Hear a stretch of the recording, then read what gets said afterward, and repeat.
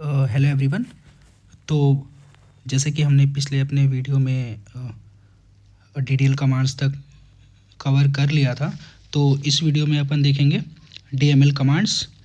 तो basically DML commands में आप यहाँ पे देख सकते हो कि डीएमएल कमांड्स में यहाँ पे इंसर्ट फंक्शन है, अपडेट फंक्शन है और उसके साथ साथ डिलीट फंक्शन भी है। ठीक है, तो जिसमें इंसर्ट और अपडेट ज़्यादा इम्पॉर्टेंट है, साथ साथ डिलीट भी अपन देखेंगे इस वीडियो में। ठीक है, तो उसके पहले अपन डीएमएल कमांड्स के बारे में देख लेते हैं। तो डीएमएल कमांड का डेफिनेशन मैंने यहाँ पे लिख रखा है। डेटा मैनिपुलेशन होता है, इससे आप इंसर्ट कर सकते हो, ऐसे आप डेटा को मैनिपुलेट कर रहे हो। हमने डेटा को बनाना सीखा, डेटा जैसे टेबल को बनाना सीखा या कॉलम को बनाना सीखा डीडीएल कमांड्स में, डेटा डेफिनेशन लैंग्वेज जिसको बोलते हैं। अब डीएमएल में अपन उस डेटा के साथ मैनिपुलेशन करेंगे, उसको मैनिपुलेट करेंगे, उसमें चेंजेस करेंगे। ठीक है, तो यहाँ पे देखो लिखा हुआ है data manipulation using a database means इधर इंसर्शन ऑफ न्यू डेटा, आप नए डेटा को इंसर्ट कर रहे हो, रिमूवल ऑफ एग्जिस्टिंग डेटा और modification of existing data in the database. ठीक है, तो इस तरीके से अपन यहाँ पे पहले इंसर्शन की बात करेंगे, inserting data into a table. तो उसके लिए हम लोग जो कमांड यूज़ कर सकते हैं वो इंसर्ट इनटू कमांड है। ठीक है, वो आपको यूज़ करना पड़ेगा नए रोज़ को, नए रिकॉर्ड को ऐड करने के लिए टेबल में। ठीक है, तो उसका सिंटेक्स कुछ इस तरीके से होगा, इंसर्ट इनटू टेबल का नेम, जैसे यहाँ पे लिखिए, आपको लिख रखा है मैंने, इंसर्ट इनटू स्टूडेंट, ये टेबल का नेम है। वैल्यूज़ आपने दे रखा है, जितने भी आपके कॉलम्स होंगे उसके अकॉर्डिंग आप यहाँ पे वैल्यूज़ दोगे। ठीक है, तो यहाँ पे मैंने देखो लिख रखा है नोट में, here we need to specify values for all the columns, क्योंकि यहाँ पे आप कॉलम का नेम नहीं दे रहे हो।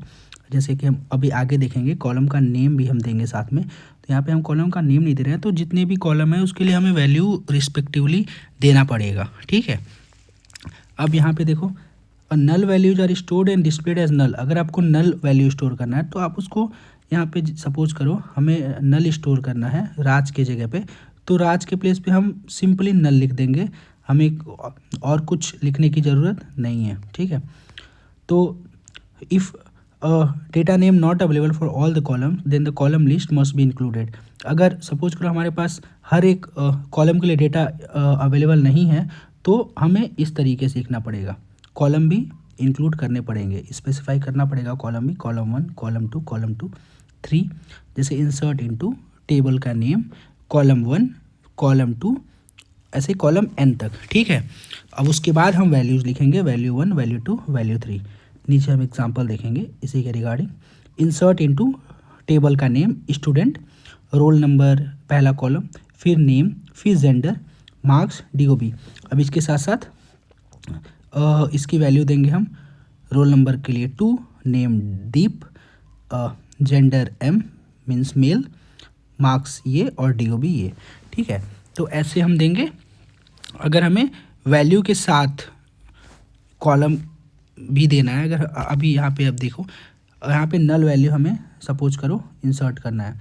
ठीक है, if a column in a row has no value और मिसिंग वैल्यू, तो उसको हम कैसे सिग्निफाई करते हैं, नल वैल्यू से। ठीक है, तो यहाँ पे देखो मार्क्स को हमने नल दे रखा है और DOB को नल दे रखा है। तो अगर हमें अगर हर एक कॉलम के लिए वैल्यू नहीं देना है, तो हमें कॉलम स्पेसिफाई करना पड़ेगा कि इस कॉलम के लिए ये वैल्यू है। ठीक है, ये आपको स्पेसिफाई करना पड़ेगा। ठीक है, अब दूसरी कमांड की बात करते हैं हम, मॉडिफाई कमांड, मॉडिफाइंग टेबल। उसके लिए हम अपडेट कीवर्ड का यूज करते हैं। ठीक है, अपडेट कीवर्ड में अपन कैसे लिखेंगे, अपडेट टेबल का नेम, उसके बाद सेट कॉलम 1 को जो भी वैल्यू देना है, और उसके साथ वेयर कंडीशन अगर लगाना है तो लगा सकते हैं। अगर हमें सारे रोज़ के लिए अप्लाई करना है तो हम वेयर कंडीशन नहीं लगाएंगे। ठीक है, जैसे हम नीचे एग्जांपल में देखेंगे अभी। देखो यहाँ पे अपन यहाँ पे किस टेबल को अपडेट कर रहे हैं, स्टूडेंट टेबल को, तो अपन लिखेंगे update student set marks equal 90। एक कॉलम होगा, ठीक है, एक कॉलम होगा मार्क्स का, तो उसमें 90 कर दो, कहाँ पे, जहाँ पे रोल नंबर 8 है, ये रोल नंबर जिसका 8 है, एक दूसरा कॉलम होगा रोल नंबर का, ठीक है। अब जहाँ पे ये 8 है उसके लिए मार्क्स 90 कर दो। तो हमने यहाँ पे स्पेसिफिक कंडीशन लगा दिया कि रोल नंबर 8 के लिए ही मार्क्स 90 रखना है, ठीक है।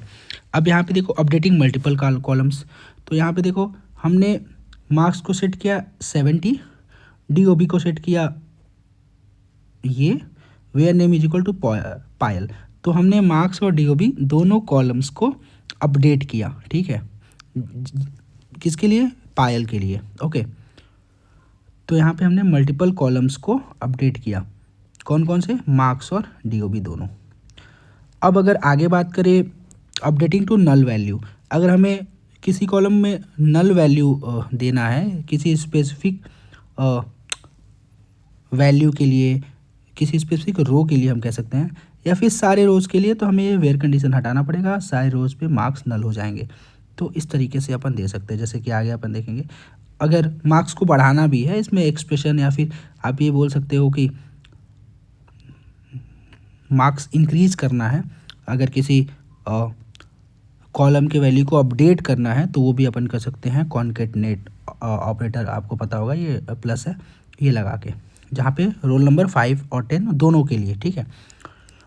अब अपडेटिंग ऑल रोज़, तो मैंने जैसे आपको बताया कि अगर आपको सारे रोज़ को अपडेट करना है तो आप वेयर कमांड जो भी है उसको आप हटा दोगे, तो वो एक तरीके से आपको सारे कॉलम्स में सारे रोज़ में वो जो स्पेसिफिक कॉलम है, मार्क्स अगर कॉलम है तो वो सारे रोज़ में आपको वही वैल्यू देखने को मिल जाएगी जो आप सेट करोगे यहाँ पे।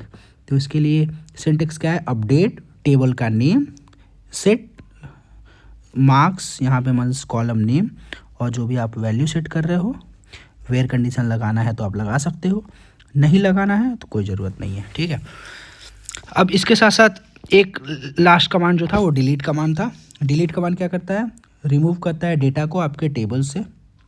उसके लिए आप क्या सिंटेक्स यूज करोगे? Delete from table name, delete from table का नेम। तो यहाँ पे हम स्टूडेंट टेबल को लेके एग्जांपल लिख रहे थे अपना, तो delete from student where condition के साथ where roll number is equal to 10। तो जहाँ पे रोल नंबर 10 होगा वो रो डिलीट करेगा, ठीक है। अगर आपको सारे रोज डिलीट करने हैं डिलीट कमांड की हेल्प से, तो आप डिलीट फ्रॉम स्टूडेंट यूज कर सकते हो, डिलीट फ्रॉम टेबल नेम।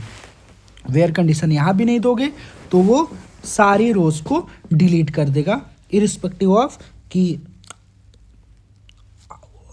किसी रोज में वैल्यू क्या है। जैसे रोल नंबर 10 है, 11 है, इरिस्पेक्टिव ऑफ दैट वो सारे रोज के लिए वैल्यूज़ को डिलीट कर देगा, सारे रोज को डिलीट कर देगा एक तरीके से, ठीक है।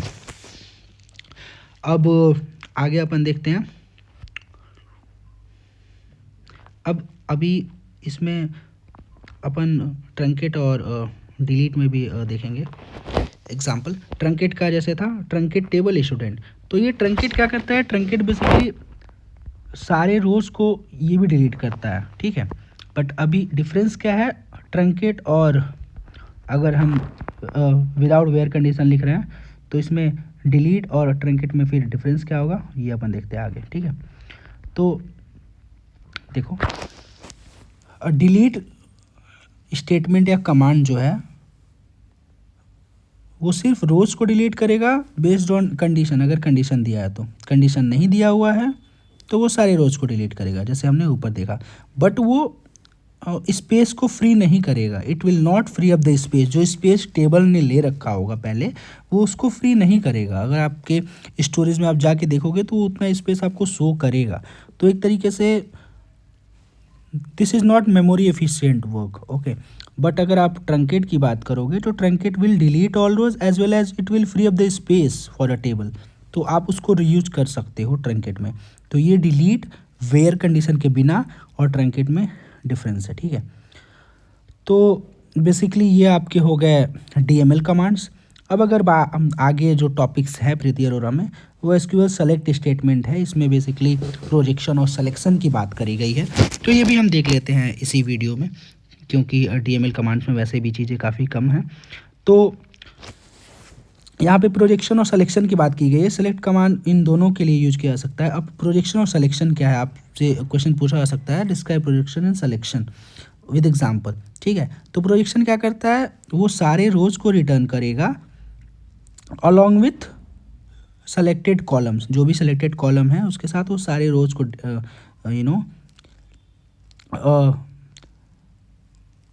रिटर्न करेगा। जैसे कि आगे अपन देख सकते हैं। हाँ,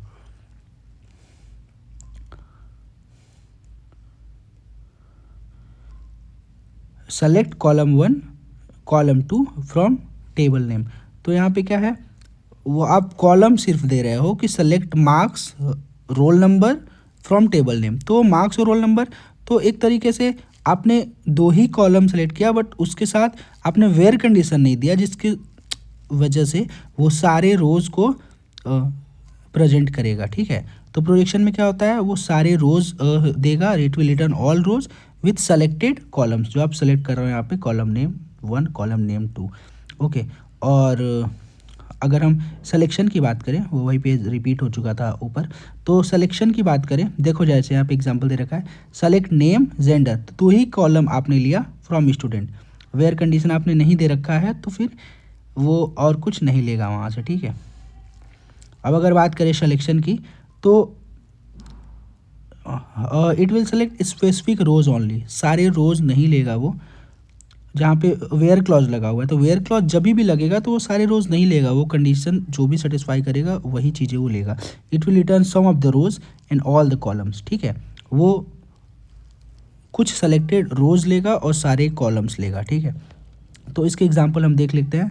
select star from student means सारे कॉलम्स लेगा, where gender is equal to M, तो जेंडर जहाँ पे एम है वही वैल्यूज़ लेगा, जेंडर जहाँ पे एफ है फीमेल वो नहीं लेगा, ठीक है। तो सिर्फ मेल वाले जेंडर्स का ही डेटा ये देगा, बट कॉलम सारे लेगा, उसमें name roll number address mobile number जो भी होंगे सारे कॉलम्स वो लेगा, ठीक है। अब अगर आपको रीऑर्डर करना है कॉलम्स को while displaying query result, suppose करो आप सिर्फ जब सेलेक्ट कमांड यूज करते हो, तो आपको बेसिकली जिस ऑर्डर में, देखो आपको real order of the structure source when using select command, select star form use कर रहे हो तो आपको उसी कॉलम्स उसी ऑर्डर में कॉलम्स दिखेंगे जिस ऑर्डर में वो एक्चुअली में डेटाबेस में स्टोर है या टेबल में स्टोर है, ठीक है। बट अगर आप रीऑर्डर करना है तो आप यहाँ पे ऐसे कर सकते हो, सेलेक्ट रोल नंबर पहले लिख दो, नेम यहाँ पे बाद में लिख दो, ठीक है। ऐसे करके चीज़ों को कर सकते हो। तो आप एक तरीके से बस सीइंग पर्पज के लिए, एक तरीके से प्रेजेंटेशन पर्पज के लिए आप कॉलम्स को रीऑर्डर कर रहे हो, सफल कर रहे हो, ठीक है। बट एक्चुअल में वो डेटाबेस स्ट्रक्चर में ऐसा कोई चेंज नहीं आएगा, ओके। तो ये रीऑर्डर है बेसिकली, आप ये नॉर्मल सा एक टॉपिक था। अब बेसिकली एलिमिनेट करना है डुप्लीकेट डेटा को, ये काफ़ी इंपॉर्टेंट है कि अगर आपको रिडंडेंट डेटा जो रिपीटिंग डेटा है वो नहीं चाहिए तो आपको डिस्टिंक्ट कीवर्ड का यूज करना पड़ेगा, ठीक है। कैसे यूज करोगे आप इसको, select distinct column name from student. तो अगर स्ट्रीम आपको एच आर करके आ रही है तो आपको वो डिस्टिंक्ट कॉलम ही दिखेगा, ठीक है। तो आई थिंक कि इतना काफ़ी है। और इसके बाद बेसिकली डिफरेंस है कैर वेर कैर में, डिटेल डीएमएल कमांड्स में, उसके साथ साथ group by, having clause, order by, उसके साथ जॉइंस है। तो अगले वीडियोस में हम उसके बारे में भी बात करेंगे, ठीक है। तो इस वीडियो में इतना ही। अगर इसमें कुछ आपको डाउट्स हो, कन्फ्यूजन हो तो आप पूछ सकते हो। Thank you.